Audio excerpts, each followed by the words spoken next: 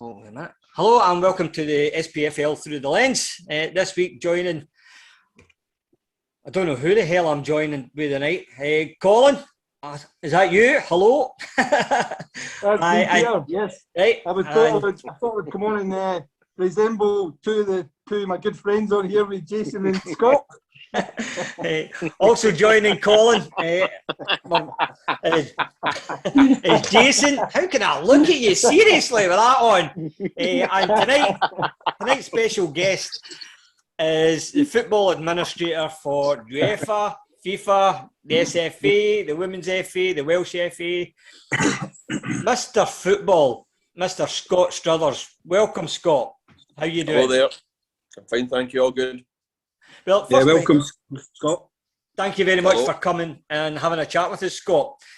Normally, these sort of podcasts get ex-footballers and that sort of thing on, but I've not seen many that actually speak to guys that are I don't know how to sort of introduce yourself, because what a wealth of knowledge you have and experience in the game. Not just running a football I tend to specialise, in match organisation. I've been involved at Hamilton over many, many years, since 1983, helping out with the reserve team and the admin there, then the first team and so on. It really developed from there. And it's just simply years of experience of match organisation, and that's led to, dealing with the SFA disciplinary committee. I've been the longest serving person there, or judicial panels it's called now, for the last 19 years, and that's led to me, being in various committees there over the years, appeals bodies too, etc. And I've done other stuff for the SFA by going abroad with the youth teams, the women's team, the team administrator or team manager, as they call it sometimes, or head of delegation.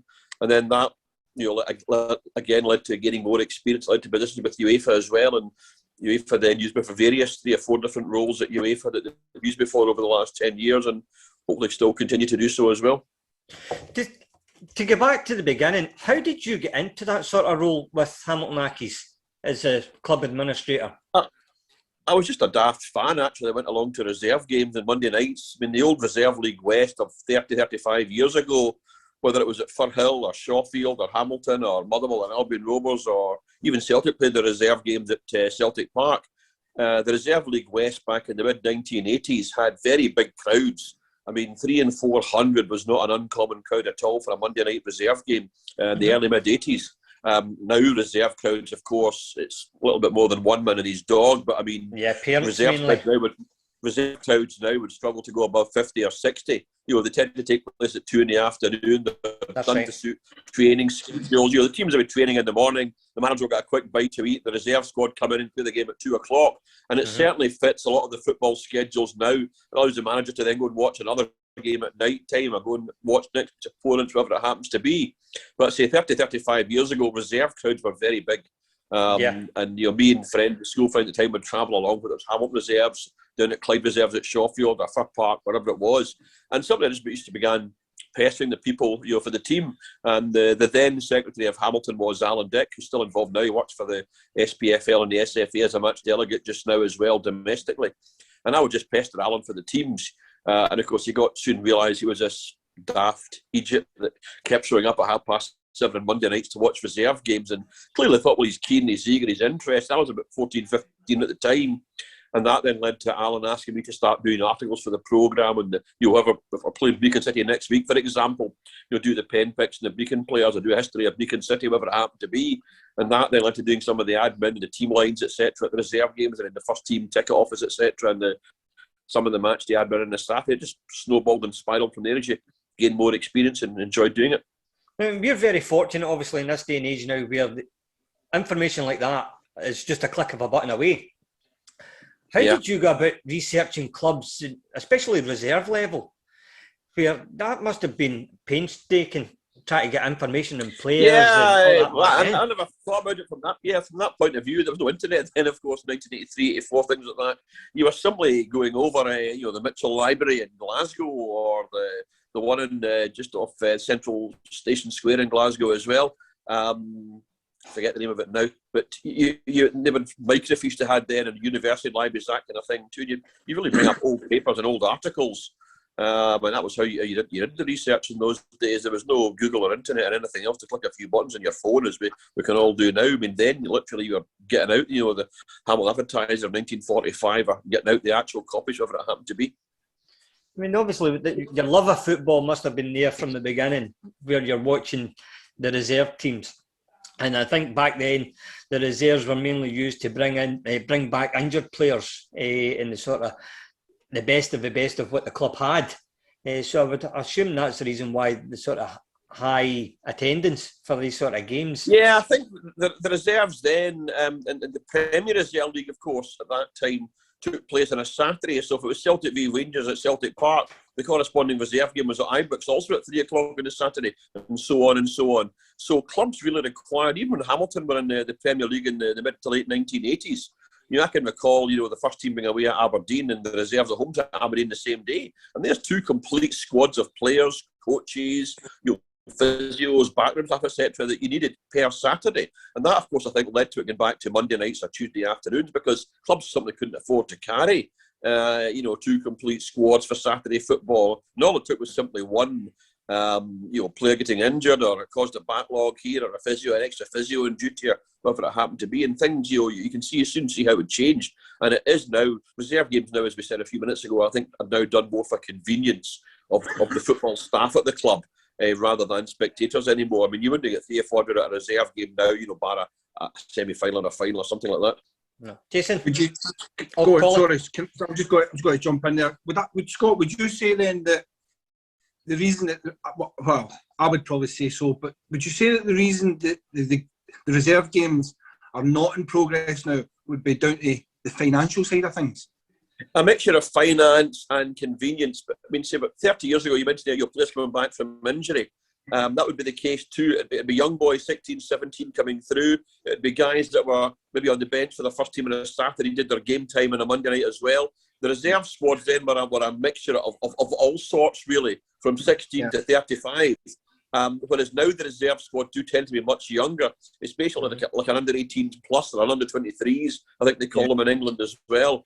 Yeah. But finance, there's no doubt finance is a part of it, because squads do need to be a bit smaller. You've got players getting paid more, but the wage budget might overall still be the same. Therefore, that means less players. And reserve squads now, I think, are heavily more reliant on under-18 squads. So from the under-18 squads point of view, given that you're playing under-18s normally on a Friday night nowadays as well, your under-18s players, or even a good under-18s player, may well be involved in his Friday night, starting with his under-18 team. Yeah, Scotland 1-0 up. Well, McGinn.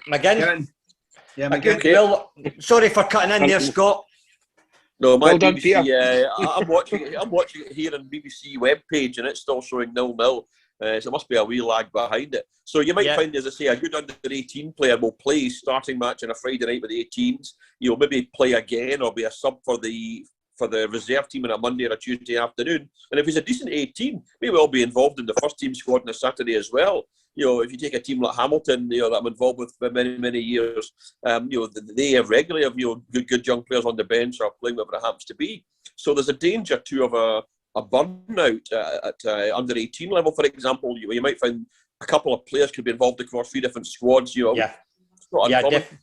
Definitely.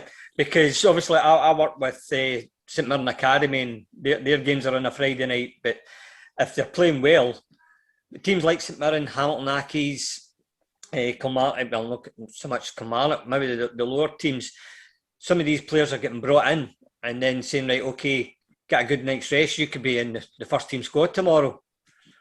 Or you're playing a reserve game on a Monday afternoon. So you're playing two, maybe 3 games a week. And that, while that's providing great experience for the players that they do valuably and badly need, it can lead to an earlier injury, for example, or whatever it happens to be at the same time. But I'm not against giving them the chance. If they deserve to play, they deserve to play. If they need a game, they need a game. And it's the only way that the players are going to learn, but they're going to learn quicker and faster than perhaps they might have done when Colm was breaking through 30 years ago. Well, you just what were you saying there, Jason? Were you going to ask? Sorry, Scott. I was going to ask a quick question. I saw my hand up there, Peter. My hand's That's up why there. I said he cut in. Scott, I was doing a wee bit of research on you today, and obviously some of the papers I've got you as a football addict. which is always great. And I don't know if there's many actual addicts kicking about the actual game. No, I don't think so. Is what they used to be. But I look at you, am I right to say 30 years you've been at Accies or involved at Accies? It's more, yeah. I first got involved in 1983 was when I first got involved there. Just, say helping out with the reserve team and helping out with the match programme and things like that. It's really developed from there. And that's left to getting experience.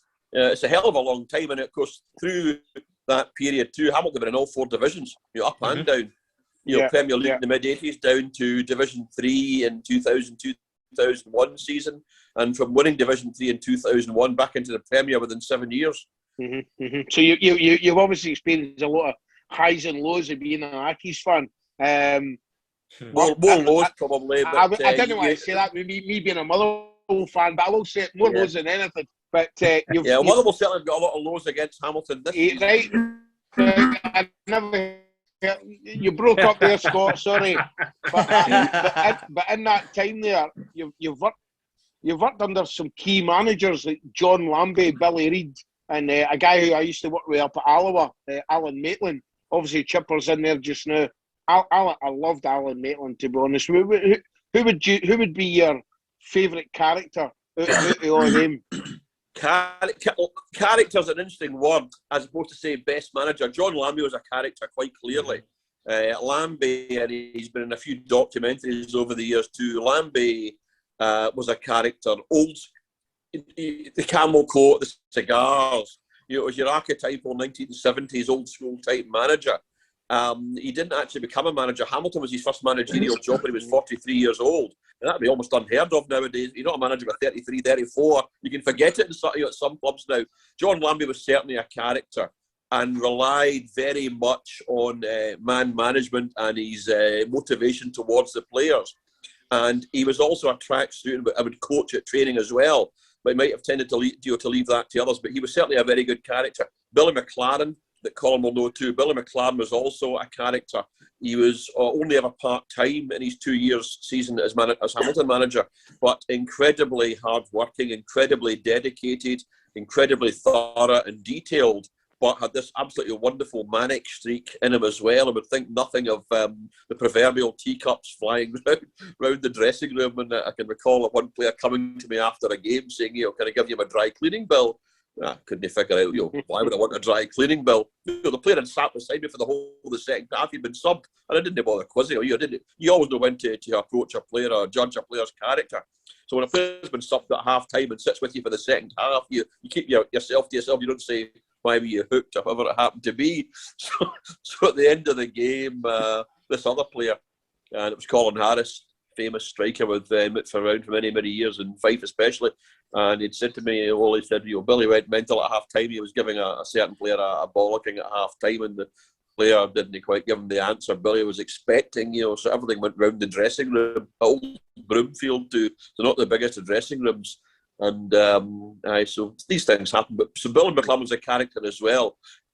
Billy Reid was both a player and a manager at Hamilton, and doing extremely well now, assistant manager at Brighton Hove Albion. He's doing very well. He's done very well for himself over the years too. Alec Neil's another one. Just 18 months as Hamilton manager, but did tremendously at that point to the club into Premier, and then just departed company with Preston North End about 10 days or so ago as well. Alan Maitland that you've mentioned too. Alan came in as a breath of fresh air in 2003, season as manager. Again, like Billy McLaren, part-time, but very thorough, very detailed, and very dedicated from that point of view. Ian Munro was perhaps maybe 20, 25 years ahead of his time. Ian was, I would have said, an excellent coach, maybe a tactician, and maybe Colin can speak to that side of it. Yeah. I'm not quite sure if he was a modern manager in the way that modern managers are now, but Ian maybe 25, 30 years ago was doing some of the nutrition and sports science stuff that the clubs have all heavily relied on over the past 10, 12 years. We never had sports science 30 years ago. I always, sometimes wind up the sports scientists by saying, Scotland qualified for the World Cup in 74 and 78 and 82, and so we kept qualifying for all these World Cups. Nobody had heard of sports science then. We qualified for everything going. Then all of a sudden, sports scientists come on the scene, and we don't qualify for anything. And I just wind them up that way. But obviously, they do bring a hell of a lot to the party now. It's far more professional nutrition and GPS and the players' backs and all the rest of it. Far more detailed, far more stats. You can tell immediately who's working hard, who's in the zone, and all the rest of it. But Ian had some of these ideas, back in the early 90s as a coach, and the way he had. So maybe not a character Ian, but very, very, very good in determining how he put things across to players then. But hence, lots over the years, so a hell of a lot. And hence why he's went to America 15 years ago, or probably more, and took the American game to another level. And what I'm hearing. Yeah, he's took the youth and whatever. He's took it to a complete different level on what he learned and what he's done. So he is go back to what you said, Scott. It probably wasn't he put his arm around you. He wasn't ruthless, but his man management skills was good, and he was a tactician. He was very good at that. But as I say, he went to America and made it over there, took the American game, because I've spoke to him a few months back there, and I spoke to a few people that know him. He's took, over the last 15 years, he's took the football to another level. Yeah, he's been the director of an academy in Pennsylvania, and done extremely well for himself. Yeah. Just on that chat there, you were saying there, Scott, you went into great detail about Ian Munro. I was just about to jump in when I heard you say that one of his greatest signings was Colin, and I went, oh no, he's going to mention Cram, but thankfully you never, because I do believe Ian Munro was a Colin Cram signing. No, before that, no, Colin was with us long before that, actually. Yeah. Ian Munro didn't come to Hamilton until June 92. Yeah. And Colin's debut was 30 years ago next week, but Colin came to us in 1990. Which was just after Billy McLaren took over as manager, and John Park was Hamilton's head of youth at that time, or under 18s manager. John Park, who's still very much involved, working for Legia Warsaw amongst other clubs just now. In fact, I saw John about 2 weeks ago, so John's still heavily involved now.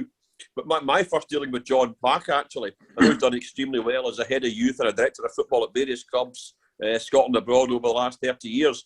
I used to help organise the Lanarkshire Amateur Cup final every year. And I think it was about the 1988 final. It was Woodhead from Hamilton against the Anvil, I think it was, from Uddingston.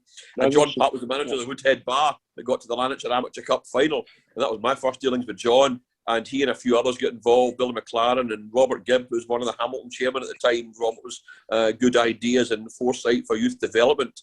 At that time, unfortunately, didn't get the chance to see them all through. And Robert Gibb, the chairman, and Billy were very much pro John Park and his plans. And John Park had set us Hamilton up with a 16s and an 18s team, and Colin came in the under 16s team back about 1990. That would have been. Well, I'm going to ask you one of the hardest questions I think you might have been asked is how much of a pest was Colin when he started? Well, I'm a pest here. You said the show's only an hour long. I wouldn't call Colin a pest. Listen, Jason will know all about me being a pest, because Jason was one of my best. We grew up together, so he knows everything about me, don't you, Jason? Yeah, 100%. I wouldn't use the word pest, but I would say certainly enthusiastic in different ways. It was challenging. Challenging, yeah, that's the word for you. The question I've got to ask, though, is obviously I heard George Fraser on the radio this afternoon with regards to the bottom tiers, with Kelty Hearts being given the lower league championship due to points per game ratio. But obviously he was talking about the tier system where they want to play the playoffs, so one of them could get into the lower leagues of the Scottish SPFL. What's your thoughts on that? And were you involved in these sort of meetings? No, not at all. No involvement. That would be for the league management committees and the league boards of the various leagues that are involved. I find it ever so slightly more surprising this year, because last year the league simply had to be called, because we simply came to a complete juddering halt in the middle of March last year. None of us had foreseen it. None of us had expected it. But everybody had all played roughly 30 games, give or take, by this time last year. So you could justifiably work out an average points per game. I think an average points per game is much more difficult, much more awkward this season, because it's been just so much, especially from League One and below. League One, League Two, Lowlands, Highlands, West of Scotland, East, South of Scotland, the women's leagues, the under-18 academy leagues, everything out with the top two tiers has had a hell of an unfortunate stop-start, tier 4, tier 3, shut down, go home. It's been an awful season, no matter what level you're involved at, be it 18s and youths, be it the women's Premier and football leagues, be it your Falkirks and Partics in League One. All these teams downwards have been adversely affected. I think some of the Highland League teams have only played 3 league matches. How on earth can you do average points per game, on 3? You could be a mid-ranking team having played the top 3 and lost all 3. You might win your next 10, but I think it's really difficult this year. But at the same time, as Neil Doncaster is fond of saying, and as I tell everybody too, people slaughter the SFA or the league, whatever it happens to be. But the SFA are the member clubs. The SPFL are the 42 clubs. It's the 42 SPFL clubs that make the rules, that vote for the rules. And they simply have the league administration to implement the rules and make sure the clubs abide by them. So it's all right that we can slaughter all these people. It's the actual clubs themselves that you're slaughtering. So I can see why this year, given it's the clubs that do make the decisions, if they want to declare a champion after 3 games or 33 games, and of course it's the prestige of being a champion because of what it leads to. We didn't have the pyramid system that England's had for 35 plus years now. We've not had that Vauxhall Conference National League, whatever it's called this week down south, until the last couple of seasons. And we no sooner get that, East Stirling went down, Berwick went down, and then there's been a bit of a juddering halt, last season and possibly this season. But the pyramid system, the tiered system in Scottish football has been badly needed for so many years. England began theirs in 1978. Teams like Altrincham and Blyth Spartans, famous sort of FA Cup type names from the 70s and 80s, they were the prominent non-league teams in England at that time. But it took England 10 years from creating their Alliance Premier League Division 5, the league below the Football League. It took them 10 years from creating that in 78 until 1988, when the teams were capable financially, football-wise, stability of actually going up and staying up. Lincoln and Rochdale and others went down, I think. Maidstone came up, I think, but bust straight away. They only lasted 2 or 3 months and bust with such the financial implication of being promoted. But it took England 10 years to get their pyramid system right. So ours, after only 3 or 4 seasons just now, is by no means perfect, but it's what the clubs want, and it's the start of something that was much needed in Scottish football. But we can't just simply liken it to England's conference and National League North and South and these things. We're not quite there yet. We're getting there. But it took them 10 to 30 years to get that system actually working. And ours is not going to work, just 3 or 4 years. It's obviously horrendous teething problems. Yeah. Right, Colin, you were going to ask a question there. If you can remember what it was. Hi, Scott. Right. So sorry, we'll go back to just when we were going to ask you about the managers and your best managers. I've got a question for you. Obviously, I don't want you saying me because it's going to be biased. But who's your top 3 players that have, obviously, I know who they are and what they'll say because we're pals with James and both James McCarthy and MacArthur. But apart from them 2, who would you say is the best 3 players that you've worked that's come out of Hamilton that you've thought? Oh, crikey. Oh. I know James McCarthy and McCarthy went to the Premier League. They've done tremendously well for themselves. They've now had 10 plus. They've had 12 years in the English Premiership, which is phenomenal. A phenomenal level. If I'm allowed to say my favourite Hamilton player, and that's a player that should have gone on higher. Yeah. This is a player that easily could have had 10 plus years in the Premiership as well. Involved with Scotland 18, Scotland 21s as a kid, and it's somebody you'll know as well, same neck of the woods, and that's Alan Ferguson. Now, Alan, despite injury problems over very many years, still made, in fact, he's the player that's made the most appearances for Hamilton in the last 25, 30 seasons anyway. He's around 350 appearances in Hamilton's first team, and that was with an unfortunately adversely affected career with injury. He did his knee twice and his jaw and all sorts of things. And he'd no sooner got when he left Hamilton and got moved to St Johnstone, He'd only played half a dozen games there, and the injury, he got a bad injury at Ibrox and a match playing for St Johnstone as well. So I think Alan, if he had not had the injuries he had at a particular time that they hit him, I think he would easily have got a move to England. Maybe around about this, probably around about the time that you were coming on the scene in the early 90s yourself. Fergie should really have got a move to England then. But 91, 92, 92, 93 were half written off for Alan those seasons. Right at that time, when he's 24, 25 years old, chance to move on and kick on. So he's one that could have but didn't. In recent years too, crikey, also having been 7, maybe 10 out of the last 13 years in the Premier League, there's been a hell of a lot of really good players there. There's a few that have gone. Stephen Hendry went down to West Ham as well. Brian Easton also went to Burnley. There was Joel Thomas went to Colchester, Richard Offion to Carlisle. Lewis Ferguson went to Aberdeen. Greg Docherty went to Rangers. Michael Devlin to Aberdeen as well. There's a lot of players in the last half dozen seasons that have moved on to much higher things from Hamilton. Equally too from your era as well. And you'll recall the player Kenny Ward that we signed from St Johnstone. Wardy from High Valleyfield with his inimitable Fife accent. Hamilton paid St Johnstone £25,000 back in 1992 as a transfer fee. These transfer fees were very, very commonplace now. Absolutely unheard of now, apart from the very highest echelons of the game and the premierships and the French and Italian leagues. Nobody buys and sells players anymore. But we mentioned the characters and the John Lambys earlier on. John Lambie's comment to the Hamilton Advertiser every single Thursday was, I still need a couple of players. But in those days, there's no transfer windows. You could sign 2 players every week if you wanted. £5,000 here, £7,500 there. So in terms of players, it's a really difficult one. There's been a lot of very, very good players. Greg Docherty, certainly. I think it's Hull City is at this season. He's at Hull, He had a good year in loan at Shrewsbury. He had a good year in loan at Shrewsbury. 2 seasons ago and did fantastically. He scores a hell of a lot of goals for an absolute powerhouse of a midfielder with an awful lot of power and energy. Lewis Ferguson currently doing very well for himself at Aberdeen too, and will go higher and play for Scotland as well. Another very, very good player. Again, good footballing background. It's quite interesting you're saying there. It's quite interesting you're saying there, Scott, about Alan Ferguson. Alan Ferguson was the guy that we obviously grew up with. He was a couple of years younger than us, and he was sort of the guy from the wee village of Newmains that we all sort of aspired to be. But all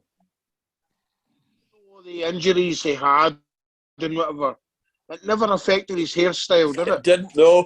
It was his birthday 10 days ago, and my message was "Happy birthday, Blondie." So, do you think actually? Do you think he was natural blonde, or was he peroxide? What do you think, Grammy? I think Fergie was a moving waxwork. Well, can I jump in there, Scott? Because sorry, Jason, I actually caught him at Hamilton with hair dye in the change room, dyeing his hair on numerous occasions. So he's not got a leg to stand on when it comes to that. I've not seen that evidence, but he does have a unnatural hair colour for too many years. If you don't, another one for me. On you go, Jason. Sorry, Peter. I'm looking here at you're talking about earlier on the amount of games that you've taken. Again, I've done some research today. 7,179. Is that right up to date, or that I think might have been, that was a figure at or during last season. I'm just short of 100 games so far this season, and that also has been adversely affected this year for the reasons that we all know. Last season I was in 247 when it was halted in the middle of March. And I reckon that I've finished between 340 and 350 last season had it gone to June as normal.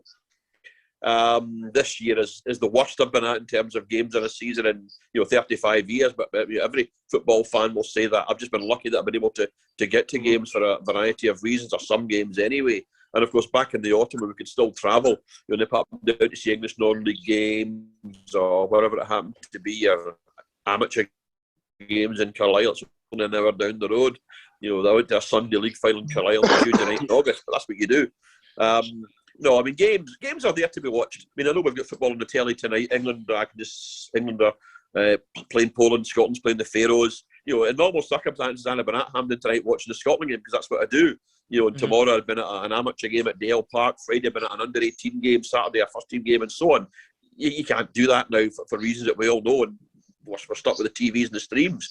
But I'm not a normal football watching on TV. We mentioned earlier, I had a wee laugh at joke earlier.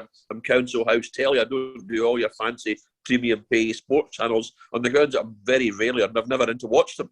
You know, I'd rather be standing at an amateur game at Townhead in Coatbridge or DL, you know, on a Thursday night, just watching two amateur teams play, you know, my jeans and t-shirt on, hands in my pockets, ball for whatever it happens to be. I'd far rather do that, you know, than watch some of the fancy Champions League games, Europa League games, internationals and telly. Because anything that happens in these big games that we all love to watch and all the rest of it, you can see it on Twitter in 2 minutes time. You can see it in the highlights tonight when you get back home at 11 o'clock and all the rest of it. Such is modern world, and we're all holding phones in our hands just now and everything else. You can see the Scotland goal 25 times on the phone in the next 5 minutes because various clips will show it. You can't miss things now. Whereas 10, 20, 30 years ago, if you wanted to watch England, you had to sit down and put on your telly right now, or you want to watch Scotland, you'd go to Hampden or put on BBC One.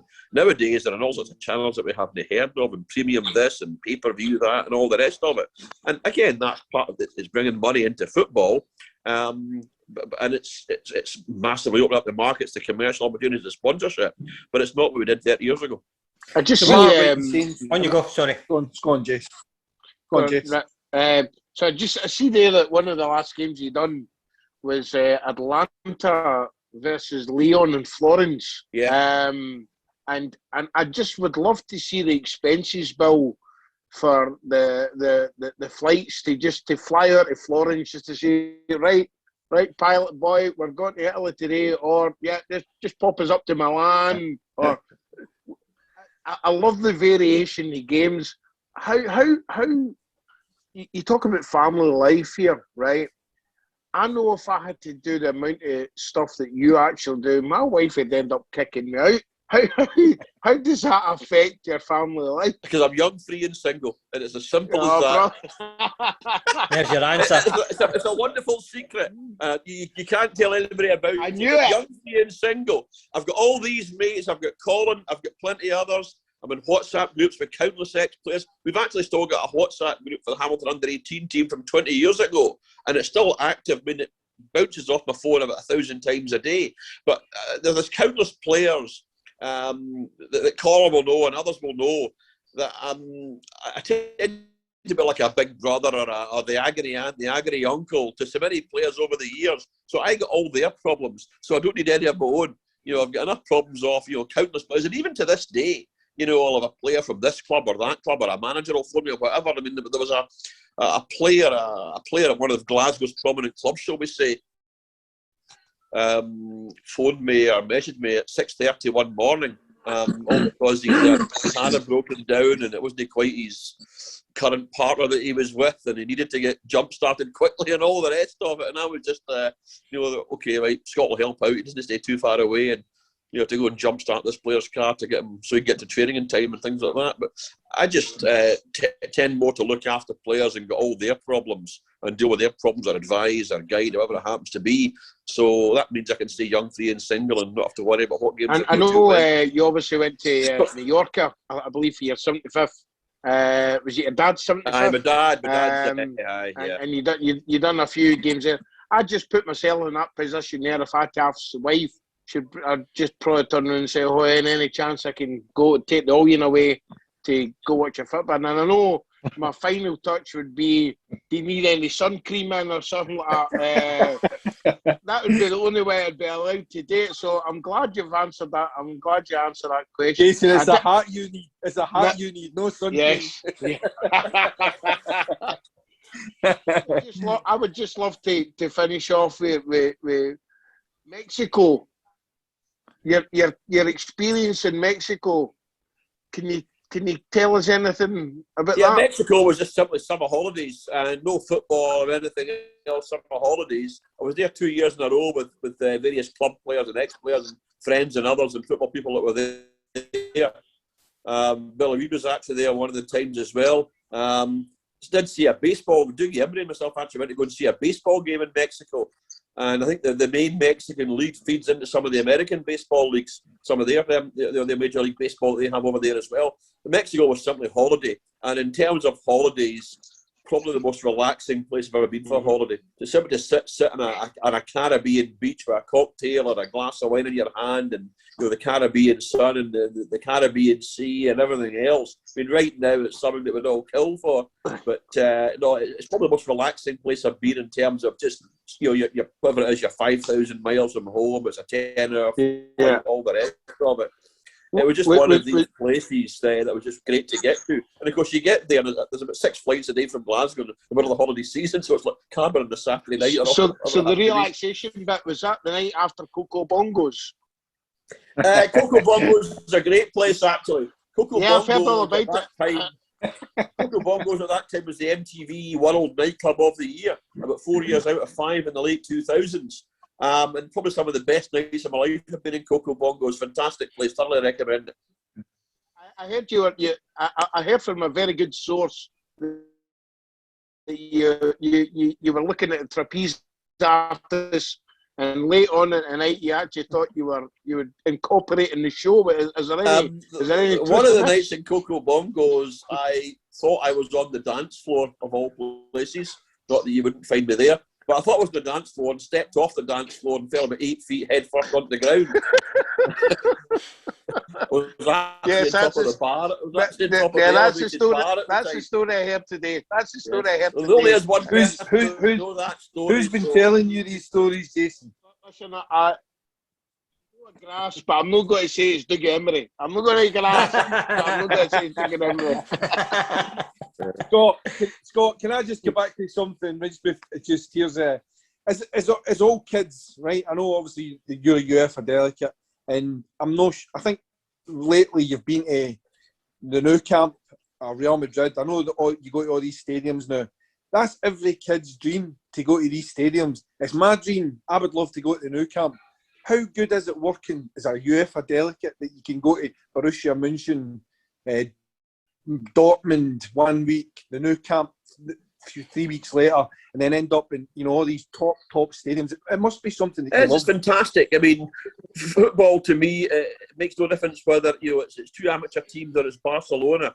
I was at Barcelona v Dinamo Kiev earlier on this season. I've been at Manchester United this season. I've been at under-21 games, Germany, Northern Ireland. I've been at women's internationals in France and Kosovo. And to get paid for it. You see a whole variety of football. But I mean, I don't pick and choose the games that I go to. I'm sent to a game for a reason. And with my sort of match organisational skills and with a rules and regulation background, a lot of the games I get to tend to be maybe there's been a problem at the club or a problem at the stadium, or there's something not quite right behind the scenes, or maybe there's been late kickoffs for a variety of reasons, or maybe some insufficient organisation. So I tend to get sent to clubs that maybe need a shoulder around their arm, a point in the right direction, or a debrief after the game. Like, here's where you've gone wrong. Here's the way I would do it. So you're not just there to report. You do have a reporting function. I mean, for example, racist behaviour with fans. I was just going to ask you that. Yeah, you've got racist behaviour. You've got flags and banners that might convey hidden messages, hidden signs, hidden slogans. Things that I'm trained to spot. I mean, I can spot what might appear a perfectly normal, logical flag or message or symbol. I could spot that straight away and see some, far right connotations in there or whatever it happened to be. So obviously you don't have fans in the stadiums right now, so you're not reporting on that. What you're finding right now is I'm specialising in COVID protocols and checking COVID issues, so are all the players in single rooms at the hotel? How's the restaurant laid out? Is it 3 players per a big round table? Is it only one member of staff with one serving spoon, serving all the things rather than 30 folk all handling the same spoon, potentially spreading it? So while there's a big rules and regulatory function within that and a reporting process, I tend to try and help them where I can or suggest further things. You're not always there to go and kick people up the backside. If it's major rule breaches, yes. If somebody needs to be reported, yes. But I was at a game this season where there was lots and lots of tiny, small things here and there. None of them in any way affected the game. none of them, as an individual item, were going to cause the game to be abandoned or have any adverse effect at all. But these 10 or 11 small items all added up together, painted for me, a fairly good picture of a team that weren't doing things properly. They weren't organising the game properly. There was loads of scope. You would call them shortcomings and improvements. There was loads of scope for them to do things better. So I was there for an hour after the game with the match manager, impressing upon the match manager loads of things where I felt they had gone wrong, lack of experience in their part, here's better ways to do it. So you have to try and give them tips and advice for the future as well. And I tend to get sent to, games like that, or I tend to get maybe more than half my appointments tend to come in Southeast Europe, down in the Balkan states, for example, your Serbia's, Croatia's, Bulgaria's, Greece, Albania, Montenegro, that neck of the woods in Europe where lots of things tend to happen as we see in football. And part of it is the culture. There's a complete different football culture, lifestyle culture, eating culture. Once you get into your Serbia's, Croatia's, your Balkan states. And I did an awful lot of work at both Red Star Belgrade and Partizan Belgrade 4 or 5 seasons ago. Both teams had qualified for the group stages, having been knocked out in the qualification rounds for so many years. So their stadiums, for one reason or another, had fallen below the standards. They weren't used to playing in the Champions League group stage. And because I do an awful lot of work as a stadium inspector as well, there was one point, I was visiting Belgrade for 3 or 4 days at a time, every sort of 2.5, 3 weeks for about a 6-month period. And half my passport right now has got stamps of Belgrade in it. But you learn the culture there, because they don't tend to always buy into the rules and regulatory culture. They don't always tend to do what UEFA tell them. They like to do things their own way. But equally, in the 21st century now, we all have one rule book. The Champions League rules apply whether you're coming from Iceland, come from Scotland, or come from Moldova. It's the same Champions League rules to cover all 55 countries. If you want to take part in the competition, well, here's the rule book. You have to adhere to it. So it's someone like me that gets sent along to the ground for the clubs to help them all to say, well, this is the rule book. You have to adhere to it. Let's work together to try and find a way of make sure you do adhere to it. Let's try and reduce the number of potential disciplinary issues that we're going to have here. This stadium might not apply. It might not be 99 or 100 out of 100. You might only be 85 out of 100. That might still allow you to play Champions League games here, but it's at the very base level. There's lots of things you need to do to have regular Champions League games here. CCTV, police control rooms, TV compound for the lorries park, media spaces, desks and power and plugs, Wi-Fi, your Dopa control rooms, the presence of an ambulance. It's all the things that surround a game that lead to that wonderful picture you have on your screen right now with the Champions League music playing in the background, Barcelona lining up against PSG or whatever it happens to be. Everybody loves to sit down and watch the Champions League games on a TV in the autumn, but it's the attention to detail, the host clubs and associations, it's the attention to detail behind the scenes that give the spectators and the viewers that lovely picture on the TV screen in the corner of the living room. Scott, you're a COVID inspector. You're not a UEFA delegate. I check COVID protocols, yes. Obviously, Scott, you've been to a vast amount of stadiums worldwide. Now, just looking as an outsider looking in, with regards to the rules and everything else, my perception was a lot of teams in the sort of Eastern Bloc or South America are the ones where you may have sort of stadium issues, whether it's like maybe crowd trouble, especially like South America. Would I be correct in saying that, where rather in Central Europe and maybe the sort of Asian teams where things are more professional and restricted and policed, I suppose, would that be correct with that sort of perception? Yeah, it comes down to the word culture and fan culture in particular. I mean, the fan culture in Europe, certainly Central and Southeast Europe, is totally different to what we've had in the UK. The UK is now starting to get it. You're seeing fans now with flares, etc., and things like that, which have crept into British football, whether it's fan demonstrations inside or outside the ground. That's crept into both Scottish and UK football over the last 4 or 5 seasons. It's nowhere near as prevalent here as abroad. I mean, you go to games abroad and you can't see it 5 or 6 minutes of the game for all the red smoke billowing across the pitch. And games have been stopped and halted and players taken off the park.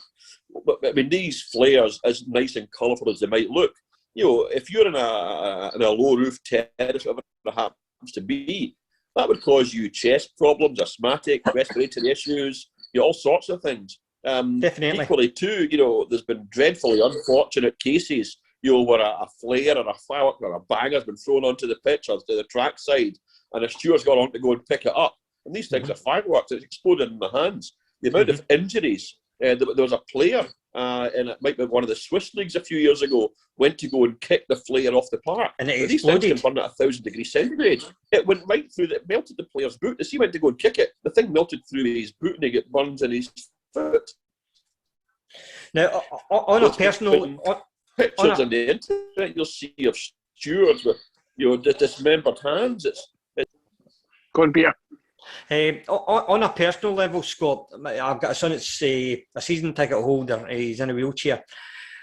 What sort of grounds, how would you rate grounds facilities with regards to wheelchair access? It's something I look at very carefully, because after when I'm doing stadium inspections, you're covering the whole stadium from the roofs, from the floodlight to the TV compound to the press seats. It's spectator viewing, it's facilities, disabled toilets, disabled viewing areas. And it's all about saying, yeah, we've got 6 disabled seats. Fine, that's nice. Where are they? What view have they got? Are they blocked by adverts? We've all seen the advertising hoardings that surround grounds now are bigger, so they look better in TV. Again, it's the money, it looks good in TV. But equally, too, you tend to frequently find that wheelchair-type seats tend to be corner areas, behind goals, behind advertising boards. What you really want is an elevated viewing area. Whether that's via an elevator in the lift up at the high level of the stand, whether it's 10 feet above pitch level behind the goal, there's a ramp access. The disabled viewing area is crucial, and it's something that I always go and look at every stadium I'm inspecting. And I don't just take pictures of the seats and the yellow crosshatch marking. I then go and sit in the disabled seat, as if I'm the carer, for example, sitting at eye level beside the person I'm looking after. And what is my view of the pitch? Is it blocked? It's all right inspecting a stadium on a wet Thursday afternoon when there's no fans there. You frequently find, particularly continental ground, surrounded by athletic tracks, the dugouts might be portable. They're only wheeled out for the match on a Saturday. So I might inspect a stadium on a Thursday afternoon, everything looks great. You come back for a Saturday, there's now 2 dugouts, or the 4th whistle dugout, blocking the view that the disabled spectators have.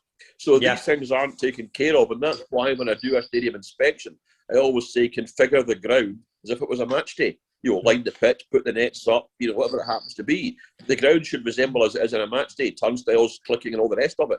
So you're checking all sorts of things. But what you just mentioned there is something that the group of stadium inspectors that we all are very much aware of. The CAFE organisation too, I was at their last conference they had in Bilbao. Again, from a stadium inspecting's point of view, picking up tips from them as well that I can then take back into my stadium inspections and feed back to the stadium inspectors group that we have.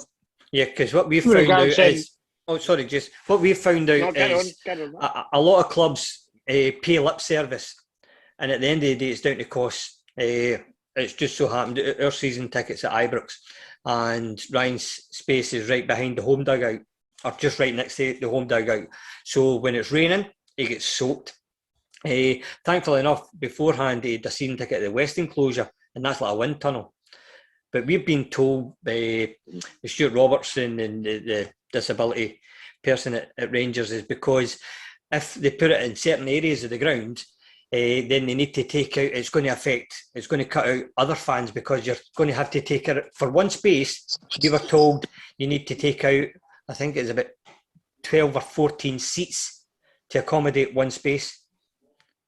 So I think a lot of British grounds, though, suffer from the fact that they were designed and built in the late 19th, early 20th centuries, and we're all using nooks and crannies, old-fashioned grounds.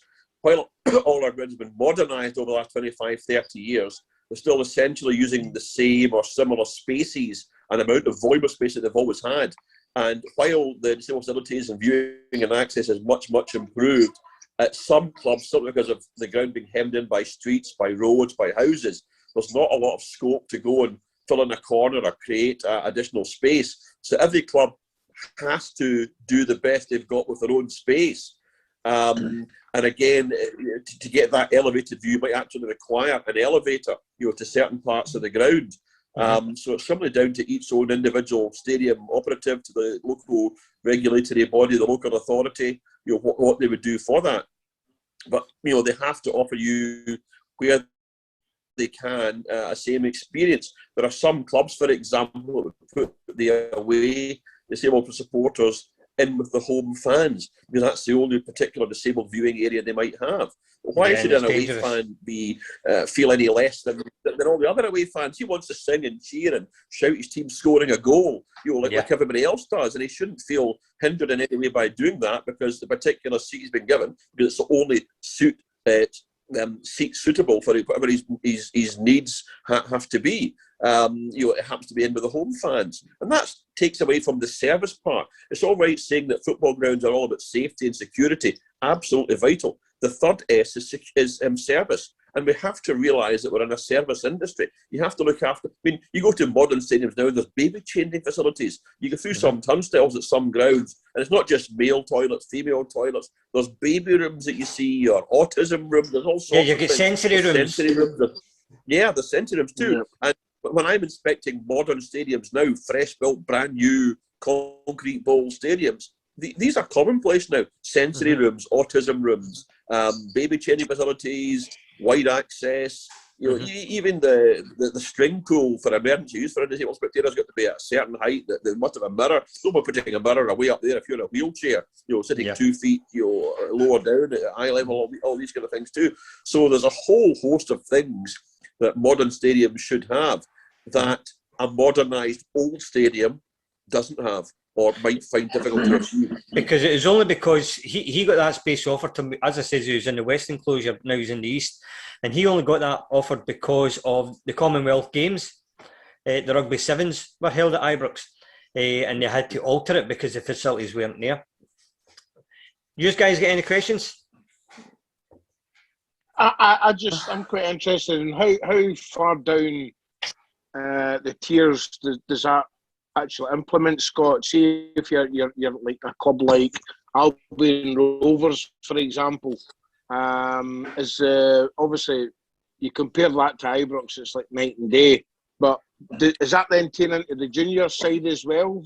Yeah, there is. The SFA have got a club licensing system that's been in operation since the early mid-2000s now, and I actually sat in the club licensing committee for about 10 years in the mid-2000s, and that assesses all clubs from a gold standard, silver, bronze, down to an entry-level standard.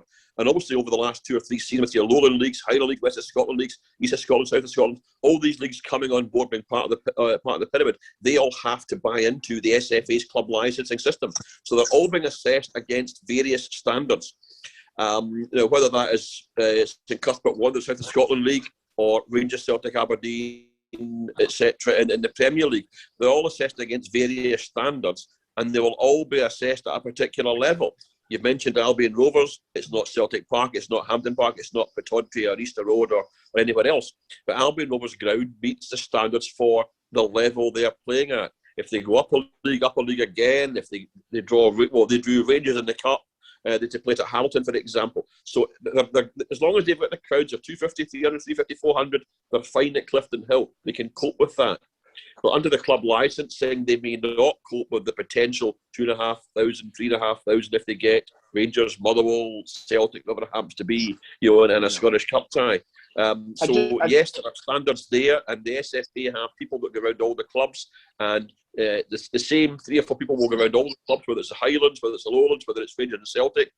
They also people will go and assess the floodlights at every venue as well, so it's all being measured by the same standards right across the country. It's the same, how the size of the dressing rooms, the toilet facilities for players, for spectators, all these things are measured, whether it's at a UEFA level that I'm doing at, or domestically a club licensing level that the Scottish FA staff do. So that, yes, there are standards there, and again, the clubs vote for these, approve all these on a yearly basis. And whether you're Albion Rovers or Aberdeen, whether you're St Cuthbert Wanderers or Stranraer, you've got the same rules and procedures to aspire to better yourself, or tread water and keep going where you are. With you being involved very heavily with the COVID and stuff, the question I think a lot of fans are wanting to know is, in your opinion, when do you think fans will be allowed back to stadiums? That's a very difficult one, and I honestly don't think it's going to be any time soon. You've really got to listen to not just the football announcements that come out from the various football authorities in Scotland, England, everywhere else. It's the government announcements also. It's the medical announcements. And there was news, I think Sky ran a report earlier on today. Obviously, things are starting to ease just now. The barbers are starting to open next week. The schools are starting to get back. The garden centres can go open. But as these restrictions start to ease, people start to mix, other things have to give way and have a break on. And the social distancing, the face masks, the hand washing, these things are going to remain compulsory and are going to be, further reminded and ratcheted up again. You're still going to be hand washing and face masks in shops and 2 meters, I think, for the rest of this calendar year. Of that, there is no doubt. And as long as you've still got social distancing, it's impossible to fill football grounds. You might get, we're talking about the Euros, 90,000 Wembley's capacity. There's newspaper reports that talk of maybe 10,000.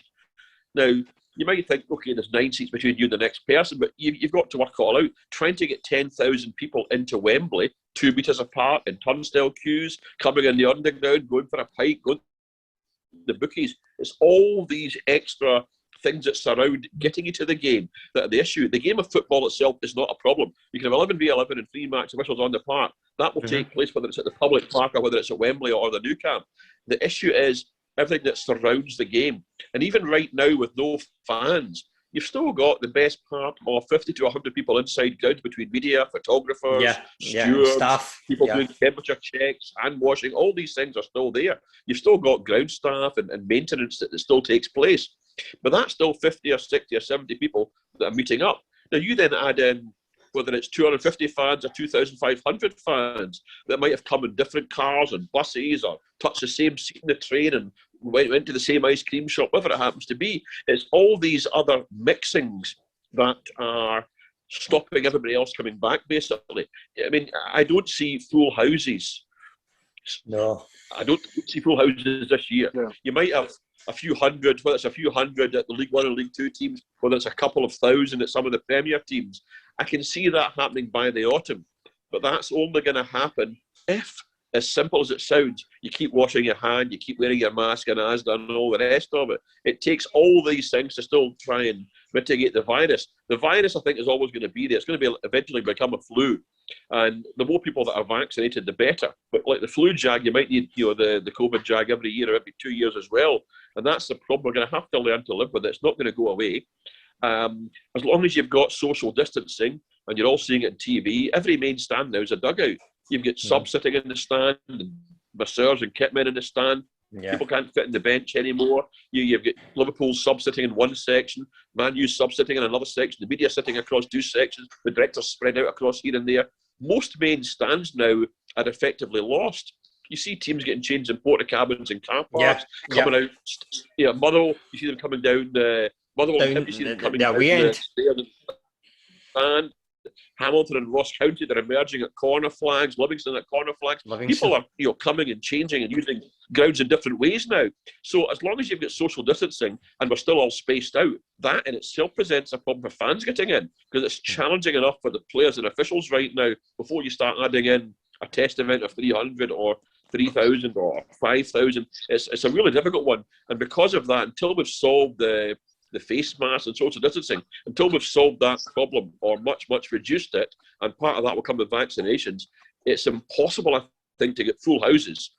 A lot of 50,000 at Hampden, you might have 5,000 or 6,000, but you won't have 50,000 at Hampden. I don't see it this year. Yeah.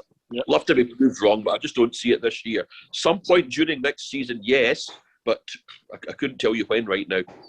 We're obviously on the international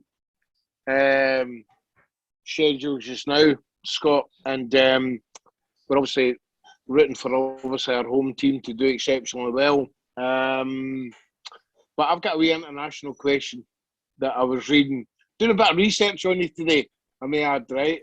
And one of the most iconic games that we probably had, I believe you missed, was in Paris when we beat the World Yeah. Cup winners. And a good Jamie game for Madden missing it scored. right enough, but yeah, that was a fantastic game for Scotland, fantastic goal at Fadden as well.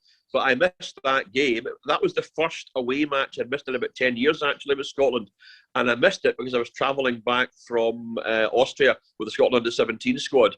I'd been away with them for 10 days at a tournament in Austria, and I was the SFA's representative in that trip, and that was why I missed the France trip, because we're travelling back the same day. Right. Any other questions? Oh, it's a belter. Any questions, Colin, before we wrap this up for the night? No, nothing. Just, I think, just a little before I go. The next time, if we ever get you on, Scott, I think me, Jason, and Peter will put £40 or £50 each in the kitty. The amount of time that you've spoke there, Scott, just on that Zoom. I mean, I think this was on for about 5 hours there, Scott. You kept talking there. Yeah, I wasn't calling you to stand and look at your coupon on it. I think we need to bring you back on, Scott, because there's so much of your job, especially interests me and the lads as well, where it's a vast amount of stuff that's involved in your role, from the admin side to what you do on a daily basis. And what you do on match day, from when you get up in the morning, your role and stuff like that. So I think it needs to be another time bringing you on so we can try and delve a wee bit more into that, if that's okay with yourself, Scott. Yeah, no problem. See, hence that's why I probably kind of suggested Scott a few weeks ago, because obviously I know Jason's at Morton, and I know what you do, Peter. And I think if you guys, and I know Scott very well, he's one of my best friends. If you guys ever need anything, and I know he's there to help. He knows the game inside out. Give him from youth, very much. From anything. I know Scott would jump at the chance to help anybody. So you've got his number, and it's good to keep in contact with him. Thank you very much. Each other. Well, on that note, I would like to thank you all for joining tonight and another edition of the SPFL Through the Lens. Thank you very much, Scott, for your time, and we'll get you back on soon. Thanks very much, lads, for your time. Scott. Thank you. Good night. Right. Bye-bye.